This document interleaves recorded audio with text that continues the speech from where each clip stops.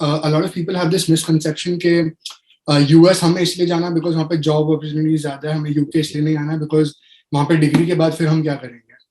Correct. But Hi guys, welcome back to my YouTube channel. This is your boy Varun Chopra, and today we have Pulkit in the house. Pulkit was my senior in high school and currently he's doing his masters from London. Pulkit, would you like to tell something about yourself? Hi, so this is Pulkit and I'm currently in London. I'm doing my masters in business management. I did my bachelor's in civil engineering from University of Mumbai, and yeah, I think that's about it. We'll talk about it further. Yes, superb. And first things first, why did you decide to go for your masters abroad? Why not from India? So I just had this one thing in my mind कि मुझे exposure बाहर का चाहिए बस. So I didn't have this कि I want a tag from an abroad university or something like that. I just wanted an exposure. So probably that was the main reason why I chose to go for my masters abroad, because one thing that I definitely knew was that I will get a better exposure here than in India. Not talking in terms of education, but just in terms of exposure, the people that I'll get to meet and stuff like that. So that was the main reason behind coming abroad. Super. And when did you start preparing? When does this study abroad journey begin? So actually, for me, it was a kind of messed up process because initially I decided to go to the US, which is why I took the GRE. But then I found out that the duration of the course was minimum 2 years in the US. And I didn't want to wait till then because I was already late for the fall intake. So technically I'd had to, leave this year, September 2022, for my fall intake. And I found out that I could still apply to the UK, and I was getting 1 year courses here. So which is why I just decided to save time because I had other plans. And to save time for my plans, I decided to come to the UK. So I actually started preparing for the IELTS. So I actually applied to the universities that I applied to probably a day or two before the deadlines because I was already really late. And I started my process in July, although I had to leave in September, and started my process in July. So I started preparing for IELTS 15 days before I had to take the test because it was a very quick decision. So I didn't have a lot of time to prepare because I had to take the IELTS as soon as possible. So I started preparing 15 days before the test. Had I known that I could submit my English grades, I wouldn't have appeared for the IELTS, but I didn't know it back then. I probably didn't do that part of my research. You mentioned GRE and IELTS. So what was your score in GRE and IELTS, and did you appear for any other exams? And about the preparation as well, do you deem that 15 days was sufficient for your IELTS preparation? So honestly, I feel 15 days is enough, in my opinion. Although I was working full time and then preparing. But still, I think 15 days is enough because it's just basic English. And since I'd already prepared for GRE, so it was kind of easy for me to prepare for IELTS because, the level of difficulty is relatively, you can't compare the level of difficulty of IELTS and GRE. GRE is relatively more difficult, right? So since I'd already prepared for it, and I started preparing for GRE a month ago. And I was working full time as well. Yeah. So I scored 318 on the GRE. I am sorry, I don't remember the breakdown. And I scored an overall band of 8 on the IELTS. And I think 15 days is more than enough. And please do not join any classes for IELTS. I request whoever is watching the video, you do not need any class for IELTS. Yeah. Everything is available online. Everything is available on YouTube. You don't need anything. You just have to practice. I probably prepared for 4 to 5 days. I went through what the exam is actually about. What does it cover? What do I have to study? And probably in the last week, the week before I had to take the test, I just took mock tests. That's it. Nothing else. And I think that should be all right, I think. Yeah, and that made you score 8. I think that's a fantastic score. I was actually nervous before taking the test because I knew that somewhere I was lacking on the preparation in terms of the time that I allotted to my preparation because I was also working. But then I think 20 days or 25 days is more than enough. It's more than enough. I request every user who's watching this, every viewer who's watching this, please do not please do not waste your money on classes, especially for IELTS. And about your profile, how was your profile before you joined your masters, while applying? Could you brief us about that? So as I mentioned earlier, I did my civil engineering from University of Mumbai, which was BTech. And actually, I was planning to leave as soon as I was done with my undergrad, but then COVID happened. And then I decided to work for a year and a half before I started my master's. So already have a family business to take care of. So I was actually working with my father, and I was working in the construction industry because that's what we're involved in. So I was probably just handling the management side of it and the construction side. So for the year and a half, I worked with my father. And before that, I did a couple of internships in college as well, but they were from different domains. So initially, I did an internship in my own field, which was civil engineering. But the next internship that I took was as a content creator, because I was always inclined towards writing and creating stuff and stuff like that. So I took an internship as a content strategist at Reliance Jio Studios, wherein I got to interact with a lot of celebrities and delegates from different companies and take part in panel discussions and take part in different shoots and create advertisements for big brands and stuff like that, which I think it added to my profile somewhere because it involved the creating part a lot. And I think universities here do give a lot of weightage to that, wherein you are involved in creating your own stuff, creative stuff, so that they know how your brain works. So that's the internship that I took. And yeah, just my family business. That's what I did before that. Yeah, you've been very modest, but I think that's a pretty impressive profile to be considered for an application. I just wanted to explore as much as I could because I always knew that I can always get back to my family's business if I want to. But I wanted to explore as much as I could because I was always inclined towards arts and creating stuff and stuff like that, which is why I decided to just try out different domains. And actually, I was the only engineer in that internship, whereas others were all mass communication and journalism students. I was the only engineer, but then I still gave it a shot and it was a good experience. Wow, superb.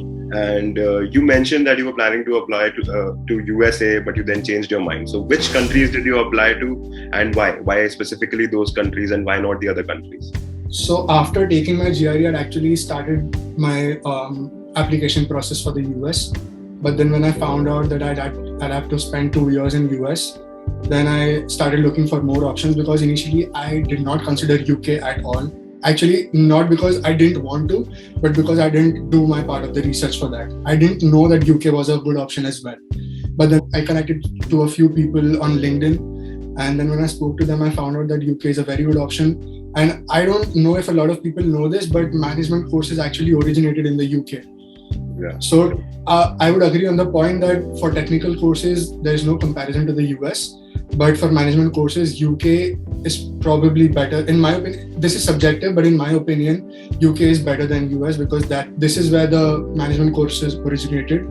And if you want to save a lot of time, you can definitely consider coming to the UK, and which is why that was the main reason why I considered coming to the UK, because I wanted to complete my degree as soon as possible and I wanted to start working. Also, the tuition fee for the US universities, it's too high.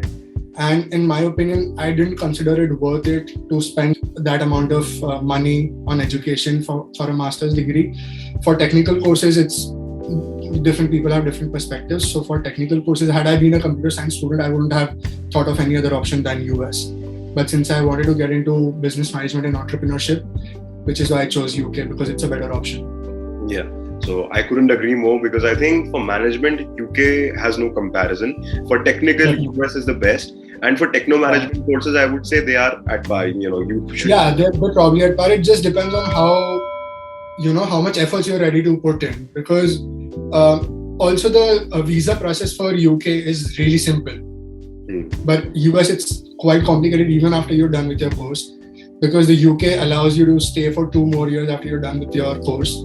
And anybody, irrespective of whether you have a job or not, anybody is eligible to apply for the post-study work permit. So that allows you to stay for 2 more years in the UK, even if you don't have a job.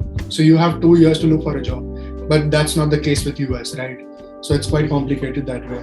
Yeah, for US, according to what I have researched, initially both STEM and non-STEM courses get a 1-year OPT. And once get extended to 3 years. But the pitch here is that you have to land a job related to your domain within 90 days of completion of the degree. So that brings us to a bit of a gamble after spending 60 lakhs of tuition. So I think exactly. But UK keeps you safe in a lot of ways. It saves you time. It gives you 2 years. It saves you money, irrespective of whether you're from a very rich family or not. I'm not considering that aspect at all because it only depends on how you perceive it. But spending 60 to 70 lakhs on education, in my opinion, it's just not worth it for a master's degree. And if you could, actually complete your master's degree in half the time and half the amount, then why not? When it's equally good, then why not? Yeah, I think money saved is money earned. So, yeah, exactly, yeah. Plus, in US, if you were to go for a technical course, despite the fact that is great, you get a RA or a TA. But if you go for business courses for an MBA, you don't get a scholarship like that. You don't get it. So you have to pay your whole tuition. You have to pay for also, before I forget, another advantage that the UK has over US is that you can work anywhere you like in the UK, but not in the US. If you are a student, you can only do the campus jobs. Yeah. But here in the UK, that's not the case. You can apply anywhere you like. You can secure internships anywhere you like. You don't have to take any permission from the college. You can work at a restaurant, cafe, bar, any place you like. Now, moving on to the universities, how did you shortlist universities? Like you told me that you had very less time in your hands. So what was the process for you? I actually had already planned that I wanted to come to London if I'm coming to the UK, because London is the hub of opportunities here. So I knew that if I would come to London, I could make the maximum out of this opportunity that I would have. So I did apply to Manchester Alliance Business School, and I did get into it. But I decided not to take that because London is a place where all the companies are concentrated, right? So I had a lot of those aspects in my mind rather than the rank of the university, because honestly, the rank doesn't matter. After doing all of the research, somewhere I knew that I wanted to go to University of Westminster, and the main reason behind that was that it's probably the most applied to university in the world, right? It's culturally very diverse. So people from probably 150 different cultures apply to University of Westminster. So I knew, because the only motive that I had in my mind was that I wanted to build a good network. It was not the degree, it was not the marks, it was not the job, but it was building a network, right? Because they say your network is your net worth. And I knew, just in case, even if I don't end up scoring good marks, but a good network could help me land up a good job. True. If I want to look for a job. But a good network can always help you, right? It can get you opportunities that you won't ever imagine. So which is why I decided to go for University of Westminster, because it was very diverse. It had people from all over the world. And I knew that I would talk to people. I would get to know a lot of people from different backgrounds. It didn't have a lot of Indian population. And after coming here, I didn't want to be around a lot of Indian people, at least in my university. I have a lot of Indian friends that I hang out with. That is a different part. But I didn't want to be around Indian people, if you get that, right? Because you can always talk to Indians, right? The point is, I wanted to build a good network which covers the world. Yeah, it gives you a better cultural experience. Yeah. Moving on, while applying, did you take help from any counselor, and would you recommend taking help from any counselors? So I don't have a very strong opinion on this, because see, it's very simple. If you think you're not good at writing, you can always, consult a counselor. I personally did not take any help from the counselor because first, I knew that I was good at writing, and second, I knew I don't have a lot of time. Because if you consult a counselor, you need to go through stages of drafts, and then they approve it, and then it's a complicated process. It takes time, right? So I knew that I was good at writing, so I just quickly tried writing down my letter of recommendations. I tried to consult my university professors so that I could get the LORs as soon as possible. And I wrote down my SOP, and I just sent it to a couple of teachers back in school to get their feedback on it. So they just helped me improve my language and what else I could add or eliminate from that. So teachers back in school, they helped me edit my SOP. And I quickly just did that and I applied directly. Because I knew that, see, SOP is basically how you sell yourself. Exactly. Right? So nobody can do that better than you. And I request, please do not let anybody write your SOP. Yeah. You have to write your own SOP. Even if you're consulting a counselor, I've seen a lot of people who get their SOPs written from a different person. Even if you're consulting a counselor, and even if you're not good at writing, please at least write it down in your own language. You can get it edited from somewhere else. But nobody knows you better than you do. So you need to jot down everything that you've done in your life, everything that you know you're good at. And then you can probably, accumulate all of that into a good language, a good document. But please write down your SOP on your own. Do not do not take anybody's help, and nobody can write better about you than you can. I just took visa assistance from IDP because it was free. So why not? Yeah. So yeah, I just took visa assistance from them because I didn't want to complicate that process since I was running short of time. So I didn't want to complicate that process. So I just took visa assistance from them. And about the visa, how was your visa experience and how was this IDP service for you? So as far as IDP is concerned, the process was pretty smooth. They knew what they were doing. It wasn't like, they were consulting somebody else, or the representative that I was talking to didn't know much about what they were doing. It wasn't like that. So it was pretty much a smooth process because it was just about the visa, right? But I did get my cash letter rejected once. And I got quite nervous because I didn't have a lot of time to apply for the visa. And the reason I got my cash letter rejected was because I had uploaded all the documents, but where I went wrong was, so they ask you for different documents in different folders. But I ended up uploading all of them into one document. And although I had uploaded everything that they had asked for, but they probably missed out on one document, and which is why I got my cash letter rejected once. But I was fortunate enough to get it back in 24 hours, but that might not be the case with everybody.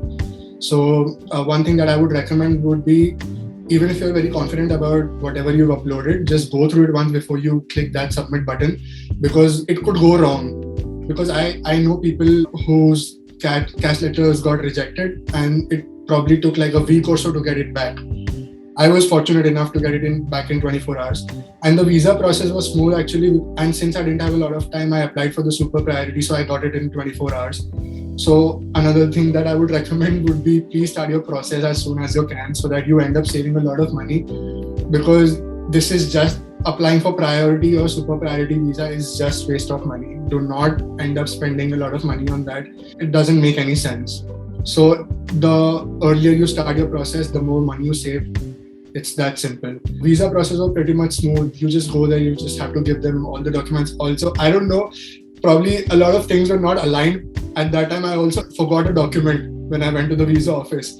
But they were kind enough to actually allow me to, because they need all the hard copies. They don't allow any soft copies. But they were kind enough to actually allow me to take a printout from there, because I told them that I've specially traveled to Mumbai. So they were kind enough to allow me to get in. But please go through all the checklist that they give you. Prepare a checklist. Check with someone else who has been through the process.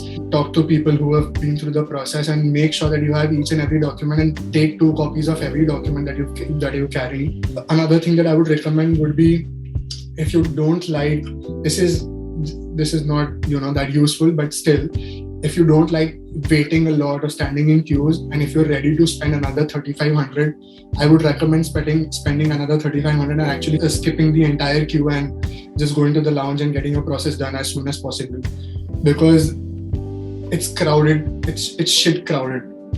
You'll get frustrated. It's shit crowded. So it's better to spend another 3,500, save a lot of time, and just skip the queue and just get your process done right away. That's 3,500 rupees, right? We're talking in IELTS. If your pocket is allowing you, then go for it. Yeah, definitely. About the studies, how are the studies as compared to what we have here back in India? People can have different perspectives towards this, but what I feel is, I don't know about the US, but if you're coming to the UK, the money that you're paying is not for the classes that you're taking. It's for the exposure that you're getting, right? It's not the classes, it's the exposure. Because I don't know why people have created this hype कि बाहर का education बहुत ऐसा है और India का ऐसा है और बाहर बहुत practical रहता है और इंडिया में तो बहुत रटा है. भाई ऐसा कुछ नहीं है. ये hype है सिर्फ. तुम यहाँ पर आके पढ़ोगे तब तुम्हें पता चलेगा कि actual scene क्या है. अगर इंडिया में भी if your professor is just reading out the slides to you, it's the same here. Your professor is going to read out the slides to you. You are supposed to do that work. India में बस ये है कि भाई तुम्हारा जुगाड़ हो जाता है आसपास से, तुम सबके साथ बैठ के पढ़ लेते हो. So my course, as far as my course is concerned, it's 30% classwork and 70% self-study, right? So probably now it makes sense to you, because here the education in terms of delivering the lectures is not different. They're just going to read out the slides. You'll take notes, you won't take notes.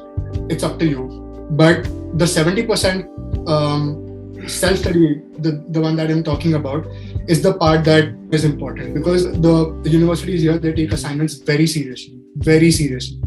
You can't copy, you can't just type on Google and get stuff and just paste it and get done with it. You can't just paraphrase and get your assignments done. That's not the case. They take assignments very seriously, and probably that's where the learning is involved.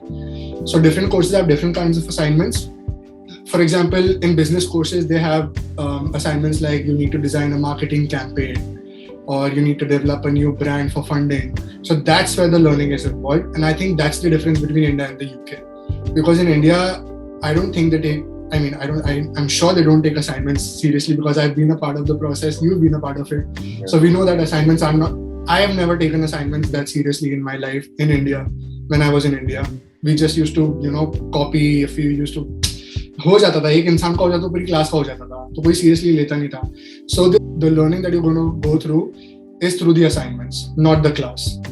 And the network that you're going to build, you're paying for that. You're not paying for your classes. You're paying for the exposure, for the opportunity that you're going to get here. Okay. And about the living expense, what is your estimated living cost, including your tuition, including your accommodation, including your, food, everything?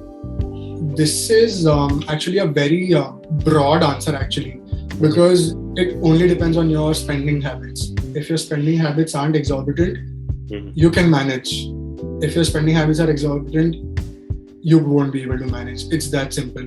Because I've seen people who pay probably £350-400 a month for their rent, and they manage their expenditures through the work that they're doing here, the part-time work. I've seen people who also pay $2,000 a month because they are capable of it. So they just pay $2,000 a month. So it depends on your spending habits. But one thing that I would say is try staying closer to the city so you can make the most out of the city, right? Because there's no harm in saving a lot of money. You can definitely go for the £350-400 options a month. You can definitely go for that. But the catch here is they're cut off from the city. You won't be able to experience the city life here if you're staying there. But if you can probably broaden your budget a bit, I would recommend staying probably close to the city so that you can be a part of the city, right? You can experience the culture, you can be a part of the Brit people, of the culture, of the Brit culture, you can be a part of it, right? So you can get to live more here. About the earnings, as you mentioned, you're allowed to work 20 hours a week as a student part-time. So how much is the per hour wage? How, what is the maximum that you could earn? What is the minimum that you could earn in a month, of course? It's quite easy to look for part-time jobs because, bro, there are people hiring in every street. Every street, right? You'll find places like near to where you live that'll be ready to hire you, right? There could be cash in hand jobs, there could be proper jobs, and there could be internships. There are a lot of opportunities here. So legally, there is a pay bracket here, a salary bracket for each age group. I don't remember the exact amount, but probably for my age, I'm 23. So probably for 21 to 24, it's around 9.7 something minimum wage. So even if you don't find a good job, you'll definitely find one that is going to pay you the minimum wage. And as I mentioned, if your spending habits aren't exorbitant, you'll be able to manage regardless of what you're earning. Even if you're getting paid the minimum wage, you'll be able to manage your expenditures if you know how to manage your finances well. If you keep eating out, if you keep spending money on eating outside, which is really expensive, you won't be able to manage it. But finding jobs here is not that difficult, at least as far as part-time jobs are concerned. So I think you can manage your expenditure. Say even if you secure a job of £10 an hour, and if you're allowed to work 20 hours a week, you still end up making £800 a month, which is enough for you to actually live a good life as a student here. Because you're coming here to live in luxury, right? You're here to experience. So you should know how to manage your finances, and you'll be able to manage. You'll be fine. Yeah. And do you get enough time to balance your studies and this part-time work? Yeah, absolutely. Regardless of the university that you're in, as far as LSE and London Business School are concerned, I have a few friends who are studying there, and they've told me that the curriculum is very rigorous, so they hardly get time to work. But apart from these universities that I've heard of, I think striking a balance between the two is not that difficult because you won't be having your classes the entire week. it'll probably be 2 or 3 days, twice or thrice a week, and the rest of the days you can work. So even if you work, say, 7-hour shifts 3 times a week, you'll be able to do your 20 hours, 21 hours, whatever, and you'll be able to balance it well. And the part-time jobs here are pretty flexible, so they know that you're students, so you will need your time to actually do your assignments and complete your college curriculum and stuff like that. So if you tell them in advance, they'll allow you some leaves as well if you want. Okay. So it's not that difficult to strike a balance between the two. Super. And about food and going out, so do you cook? How often do you go out to eat? And did you learn to cook before coming, before going to London? So obviously I did learn a few things before coming here, and we try to cook as much as possible. But sometimes, you just get tired after coming back from work and you just don't have the energy to cook. So it actually depends. It's ऐसा नहीं है कि मतलब आज हम घर पे बनाएंगे और इस दिन हम बाहर जाएंगे, ऐसा नहीं है. It just depends on the energy level that we have on that particular day. But try making your own meals if you want to save up on a lot of money here, because eating out here is expensive. It is expensive, especially Indian. It is very expensive. Because लोग ऐसे ही नहीं कहते हैं कि London में सांस लेने का भी पैसा लगता है. You should know before coming to the UK that it's an expensive place. England is an expensive place, right? London is the most expensive city you can be as a student. So you should be aware that the place is expensive, but इसका मतलब ये नहीं है कि तुम्हारे बहुत पैसे खर्च हो जाएंगे. अगर तुम अच्छे से बैलेंस करके चलोगे तो तुम बैलेंस कर पाओगे. तो which is why try making your own meals as much as possible, because for example, if you're going out to eat, तो probably per person around bill 15 to 20 pounds पड़ता है. और अगर तुम ग्रोसरीज लेके आओगे 2 लोगों के लिए, तो तुम्हारे महीने भर की ग्रोसरीज 30-35 pounds में आ जाएगी per person. So तुम एक बार बाहर जा रहे हो, तुम 15-20 pounds सिर्फ एक बार बाहर जाके स्पेंड कर रहे हो. और अगर तुम घर पे बना रहे हो तो तुम्हारे 30 pounds में तो 30-35 pounds per person में तो तुम्हारी 2 लोगों की, मतलब 70 pounds in total for 2 people, तुम्हारी महीने भर की ग्रोसरीज आ जाएंगी. तो डिपेंड करता है, बट ऐसा नहीं है कि तुम्हें बाहर नहीं जाना चाहिए. ऐसा कुछ ऐसा once or twice in a week या once in 2 weeks it's okay. मतलब ऐसा मैं बहुत बोरिंग साउंड नहीं करना चाहता हूँ, बट अगर तुम्हें पैसे सेव करने हैं थोड़े, तो तुम थोड़ा बाहर खाना अवॉइड करो. तुम बाहर घूमने जा सकते हो, spend on experiences rather than spending on food. घर पे खाना खा के जाओ, क्या दिक्कत है? Since now Brexit allows you to stay 2 years after the completion of your masters, do you plan on staying back? Do you plan on working there, or do you plan to come back and join your family business, or work here in India? So the reason that I came to the UK was because I didn't want to join my family's business. I wanted to explore, as I mentioned, as much as I could. I wanted to see where my potential actually lies, because I can always go back to the business when I want to, right? So I actually wanted to use that platform as a leverage of getting more experience, right? So since the UK allows you to stay here for 2 more years, I don't have a fixed plan, honestly. I'm just trying to go with the flow. I'm trying to figure out what I really want to do after my course. But what I've thought of is, if I find a good job, if I land a good job that I actually like doing and that is going to add a lot of value to myself, to my profile, then I might stay, because there's no harm in staying here for another 2 years if you're getting the visa, right? Because it's not a complicated process. Although you do have to pay for the visa, it's expensive. But if you can work here and if you can strengthen your profile a bit, then there's no harm in it.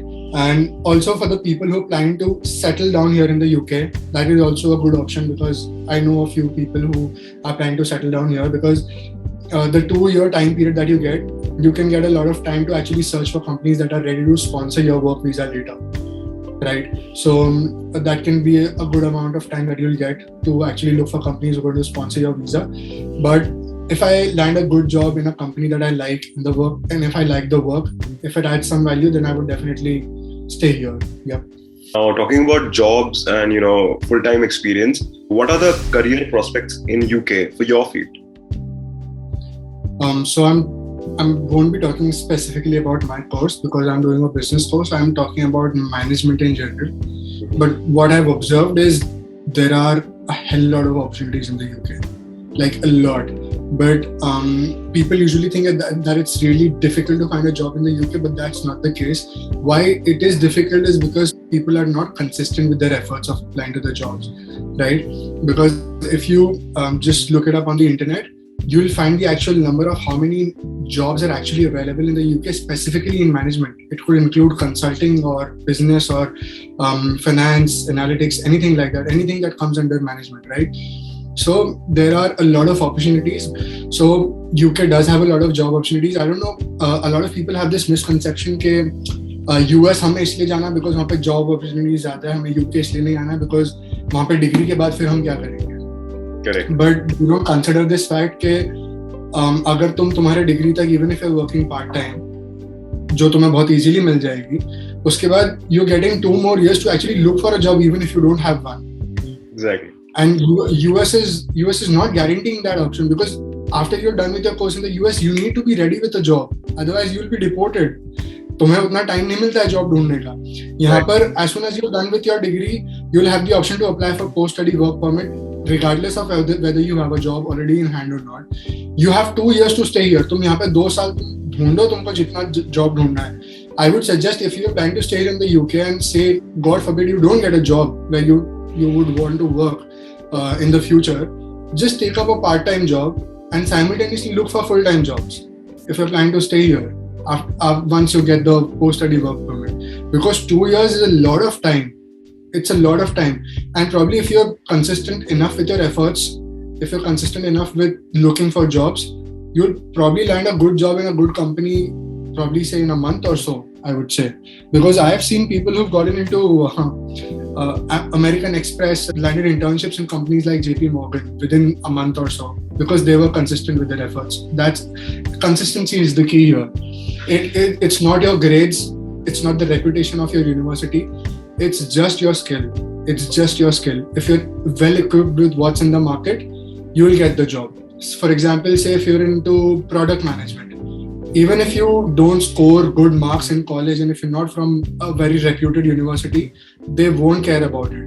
अगर तुमने एक दिन में बैठे बैठे कम से कम 10-20 job apply कर रहे हैं, तुमको उसमें से एक से तो कॉल आएगा ही आएगा. लेकिन the part जहाँ पर effort लगता है is actually sitting down, editing your cover letter for those 20 companies and applying to each and every company with a different cover letter. That's where the hard work is. It's not getting the job is not difficult. If you're applying to say 10 to 20 jobs in a single day, you will get call from at least 1 or 2 of them. अगर तुम्हारा luck बहुत ही खराब है तो भी तुमको 1-2 से तो कॉल आ ही जाएगा. Because what I've observed is उनको नहीं फर्क पड़ता तुमको पहले कितना एक्सपीरियंस है. They don't want ऐसे कि we want somebody who's extremely experienced and who knows this shit and stuff like that. If you're willing to contribute to the company, if you're open-minded, if you're welcoming to new perspectives, if you're open to expanding your skill set, they will give you the job. You just need to be really good at selling yourself. You just have to admit that even if I'm not prepared for this job, but I'm prepared for what's ahead of me to actually be prepared for this job. I'm ready for the training that's ahead of me, that lies ahead of me, is what I mean, right? So you don't need good grades and stuff like that. You should just know your stuff. Just know where you're applying to. Just know what you like doing, because you wouldn't want to end up getting bored, right? Because अगर तुम वहाँ पे काम करोगे जहाँ तुम्हें मजा नहीं आएगा, तुम बहुत जल्दी बोर हो जाओगे. And switching jobs is not easy here. Let me tell you, switching jobs is not that easy. Complementing what you just said, I would like to share an example.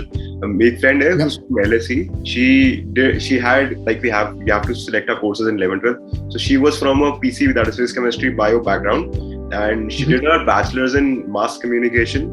Got into LSE in some course related to gender and politics. I'm not very sure of the course. Forgive me about it.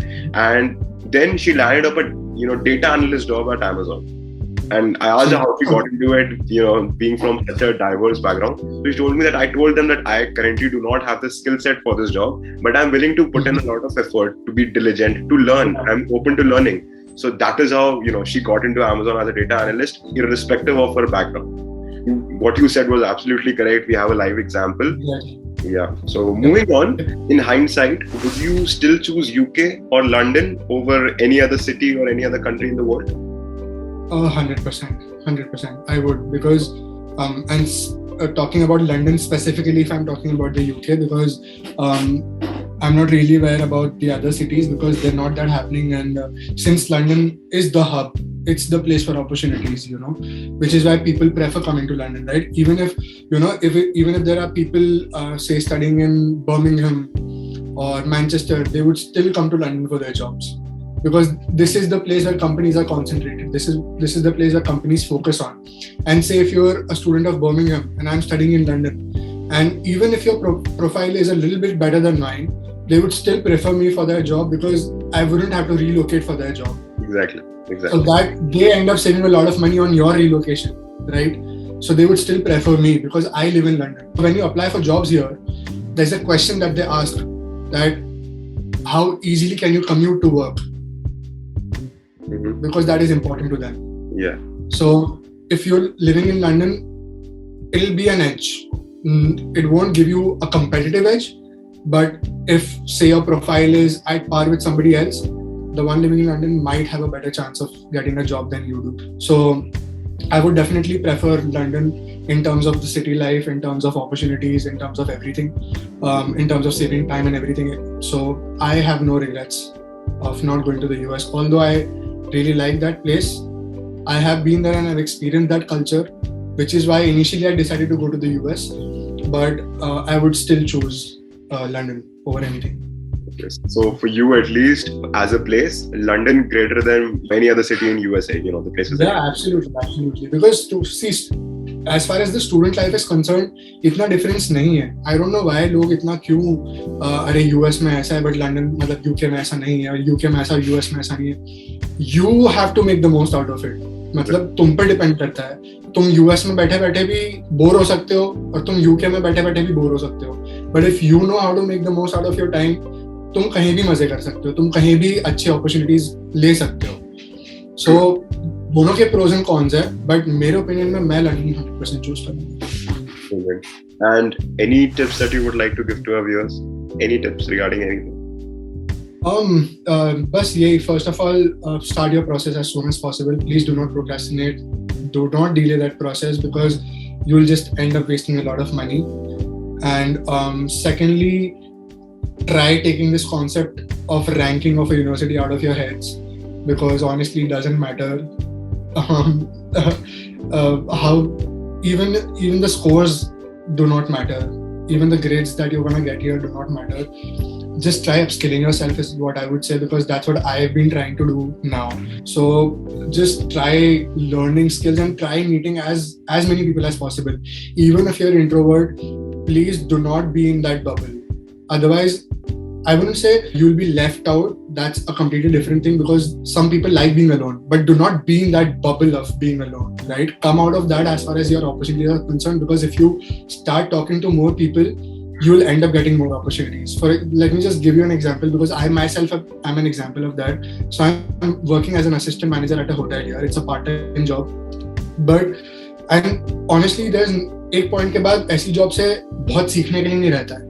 But how I try to make the most out of it is, whenever I see people coming in, I always ask them where they work. And I always ask them if they have any relevant openings there for the profile that I'm looking for. And I've ended up actually getting a lot of connections on LinkedIn. I've also connected with a couple of CEOs of companies, vice president of companies. And even if they're not of use right now, I can always go back and connect with them on LinkedIn later if I want to look for a job, right? So try coming out of that bubble and try talking to people as much as you can, because आज नहीं तो कल तुम्हारा network तुम्हें काम आने ही वाला है. कहीं ना कहीं तुम्हारा नेटवर्क तुम्हें काम आएगा. So I would say try building a network. That is probably the best tip that I can do. So तुम्हें starting में थोड़ा सा hesitation होगा, तुम्हें थोड़ा ऐसा डर भी लगेगा probably कि वो ज़्यादा से ज़्यादा क्या होगा. They'll say no, right? Yeah. How is it going to matter? Because 10 second पहले भी तुम उसी जगह पे थे, उनके ना बोलने के बाद भी तुम उसी जगह पे रहोगे. But what if they say yes? What if you end up getting an opportunity, right? So just try networking, try building a good network is what I would say. Okay. Which brings me to my last question. How was your experience on my YouTube channel?